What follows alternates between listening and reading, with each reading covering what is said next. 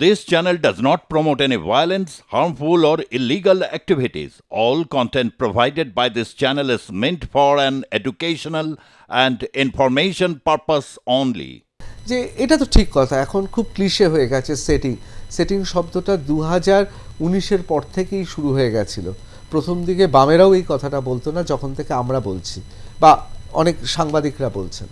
তা এই যে একদিকে একটা সমীকরণ, অন্যদিকে একটা ভাঙা গড়ার খেলা, এবং একদিকে দুর্নীতি, অন্যদিকে মৌলবাদীদের প্রতি ভরসা রাখা, অর্থাৎ বাংলাদেশে তুমি যত উৎপীড়ন করবে তত ডিভিডেন্ড বা আমি এখানে তো আর সুবিধা পাবো। এটাই কি তাহলে 2026-এ কোথাও আমরা একটা রোড ম্যাপের অন্তত শুরুটা দেখতে পাচ্ছি? দেখুন, আপনি দুটো ঘটনা বললেন, একটা হচ্ছে এই ইনভেস্টিগেশন, অনগোয়িং সিবিআই ইনভেস্টিগেশন। এই আপনি কি মনে করেন যে তদন্ত চিরতরে সলিল সমাধি হতে চলেছে? না, সেটা হতে দেব না। তার কারণ হচ্ছে, দেখুন, এই মামলাটি বিশেষ করে এই কালীঘাটের কাকু, এই মামলাটি যে কালীঘাটের কাকু বলে বিখ্যাত, এই মামলাটি অ্যাকচুয়ালি করেছিল সৌমেন নন্দী, যার মামলা কালীর আইনজীবী হিসেবে আমি অ্যাপিয়ার করেছি। আমার সেই রাতের কথা মনে করে সারা রাত জেগে আমার ড্রাফটিং করা এই সৌমেন নন্দীর। ফলে এই সৌমেন নন্দী এবং ওই প্রতিটি পদক্ষেপ হয়েছে, এবং প্রতিটি পদক্ষেপে ওই রিয়াকশন করা আপ টু সুপ্রিম কোর্ট পর্যন্ত। এই অভিষেক বন্দ্যোপাধ্যায় বাজে সৌমেন নন্দী মামলা সে সুপ্রিম কোর্ট পর্যন্ত ছোটা, আবার এই মিউনিসিপ্যালিটি স্ক্যাম সেটা নিয়ে ছোটা। ফলে এই নিয়ে আমার দীর্ঘ অভিজ্ঞতা যেটুকু রয়েছে এই বিশেষ করে এই মামলার ক্ষেত্রে, তাতে আমার সত্যতে পীড়া দেয়।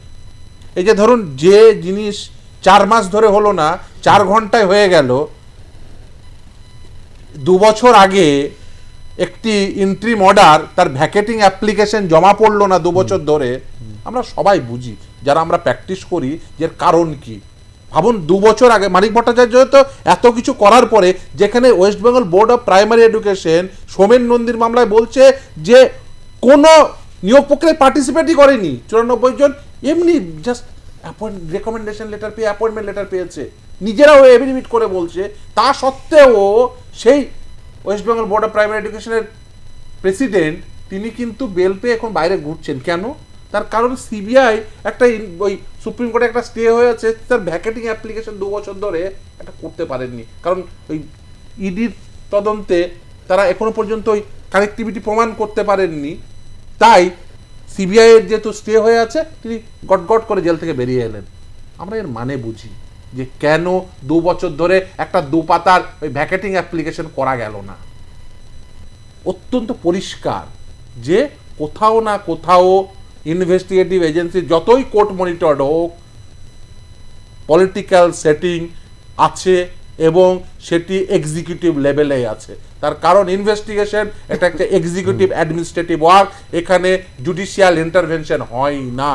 ফলে এর সুযোগ আমাদের যে সাংবিধানিক ফ্রেমওয়ার্ক, তার সুবিধা নিয়ে রাজনৈতিক কারবারিরা এর সুবিধা নিচ্ছে। এটা আমি একজন ওই কোনো পন্থী হিসাবে বলছি না, আমি এই মামলার আইনজীবী হিসেবে আমি অত্যন্ত ব্যথিত এই কারণেই যে এখনো পর্যন্ত এই ছেলেমেয়েরা যারা বঞ্চিত, এখনো বঞ্চিতই রয়ে গেছে। আর যারা বেনিফিশিয়ারি, একদল হচ্ছে টাকা নিয়ে বেনিফিশিয়ারি, আর একদল হচ্ছে চাকরি নিয়ে বেনিফিশিয়ারি, উভয় বেনিফিশিয়ারি, আর একদল রাজনৈতিকভাবে বেনিফিশিয়ারি। এই 3 পক্ষই এখনো পর্যন্ত বেনিফিটটা এনজয় করছে। এটা অত্যন্ত দুর্ভাগ্যের। এবং এই যে আমরা ওই সিবিআই ইডি তদন্ত, ওই যে ইনভেস্টিগেশন হয়, এখন আমাদের বলে যে তোরা তো খেটে এই সিবিআই ইনভেস্টিগেশন, ইডি ইনভেস্টিগেশন হবে, আসলে তো লাভবান হবে এই 3 পক্ষ, এবং বেশি লাভবান হবে এই রাজনৈতিক কারবারিরা। তারা এটিকে রাজনৈতিক হাতিয়ার তৈরি করবে এবং নিজের ওই যে পদক্ষেপগুলো হবে, তখন ওটিকে ওই হাতিয়ার হিসেবে ব্যবহার করবে। এবার আসি বাংলাদেশের ক্ষেত্রে। দেখুন, বাংলাদেশের যে কোনো পৃথিবীর যে কোনো প্রান্তে সংখ্যালঘুদের উপর আক্রমণ, সেটা মানবতা বিরোধী। আর আপনি কিছুক্ষণ আগে বলছিলেন না যে অন্য দেশে হলে, বাংলাদেশ বাদ দিয়ে অন্য দেশ হলে বামপন্থীরা সক্রিয় হয়। এই ক্ষেত্রেও আপনাকে ওই পলিট ব্যুরো স্টেটমেন্ট বললাম, সেখানে নির্দিষ্টভাবে বলাই হয়েছে যে যেভাবে বাংলাদেশে হিন্দুদের উপর আক্রমণ হচ্ছে, হিন্দুদের ওই যে ধর্মস্থানে আক্রমণ হচ্ছে, সেটা নিন্দনীয়। আমি বলছি যে ভারতবর্ষেও যা ঘটছে সেটাও সমভাবে নিন্দনীয়, এবং যেটা ঘটানোর চেষ্টা করা হচ্ছে। এবং আজকে যেহেতু 6 তারিখ, আমি এই কথা বলতে বাধ্য হচ্ছি, এবং সুপ্রিম কোর্টের একজন প্রাক্তন অত্যন্ত